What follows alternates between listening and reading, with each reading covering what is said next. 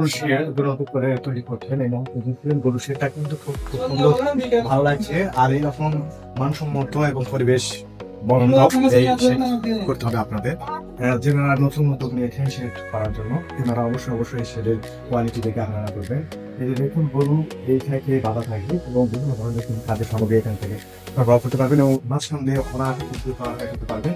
গরু কখনো আপনাকে কোনো ধরনের ক্ষতি করতে পারবেন না এবং আপনিও সচরাচর সুন্দরভাবে নিয়ন্ত্রণ করতে পারবেন। সে এই কোয়ালিটি দেখছেন, সুন্দর একটা কিছু আপনার দেখবো।